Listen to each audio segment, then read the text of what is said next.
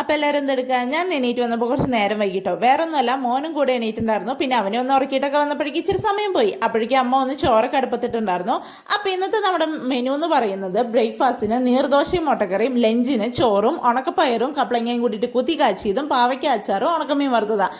ഓ എൻ്റെ പൊന്നെ, ഞാൻ ഒന്ന് ശ്വാസം വിടട്ടെ. അപ്പോൾ അതാണ് ഇന്നത്തെ മെനു. അപ്പോൾ നമ്മൾ ഉണക്കപ്പയറും കപ്പളങ്ങയും കൂട്ടിയിട്ട് കുത്തി കാച്ചാളതൊക്കെ ഞാൻ റെഡിയാക്കി എടുത്തപ്പോഴേക്കും അമ്മ പോയി കപ്പളങ്ങയൊക്കെ പറിച്ചിട്ട് വന്നിട്ടുണ്ടായിരുന്നു. ഒരു പൊതു സ്വത്തായിട്ട് അപ്പുറത്തൊരു കപ്പളം നിൽക്കുന്നുണ്ട്, അതിൽ നിന്നാണ്.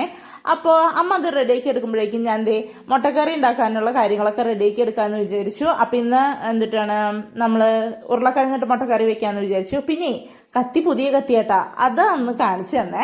പിന്നെ നമ്മൾ പയറൊക്കെ വേവിച്ചെടുത്തു. പയർ നമ്മൾ ഇന്നലെ വെള്ളത്തിലിടാൻ മറന്നു, എന്നാലും കുഴപ്പമില്ല, ഒരു 5-6 വിസിലടുപ്പിച്ചു. അപ്പോൾ അത് നല്ലോണം വെന്ത് വന്നു കേട്ടോ. പിന്നെ കപ്പളങ്ങയും കൂടിയിട്ട് വേവിച്ചെടുത്തു. പിന്നെ ഇത് നീർദോശയ്ക്കുള്ളതാണ്. അതൊക്കെ വേഗം അരച്ചെടുത്ത് അരിയൊക്കെ കൂടെ ഇട്ട് അരച്ച്, അറിയാമല്ലോ എല്ലാവർക്കും, അറിയില്ലെങ്കിൽ ഞാൻ റെസിപ്പി ഇടാം.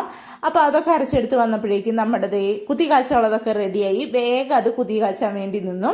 അധികം സമയമൊന്നും എടുക്കില്ലല്ലോ, കുക്കറിലല്ലേ, പെട്ടെന്നെല്ലാം ആക്കാമല്ലോ. അപ്പോൾ കുക്കർ ഒഴിഞ്ഞ് കഴിഞ്ഞപ്പോൾ വേഗം മുട്ടക്കറി വെക്കാനുള്ളതും അടുപ്പത്ത് വെച്ചു. കുത്തി കാച്ചിയത് റെഡി. അപ്പോഴേക്കും മീൻ വറുത്തത് റെഡി. പിന്നെ നീർദോശ ഉണ്ടാക്കാൻ വേണ്ടി നിന്നു. നീർദോശയ്ക്കുള്ളതും വേഗം റെഡിയാക്കി നല്ല ലൂസാക്കി എടുത്ത് വേഗം നീർദോശയും ചുട്ടെടുത്തു. പിന്നെ ഇന്ന് നമുക്ക് വേറൊരു വഴിക്ക് പോകാനുണ്ട്.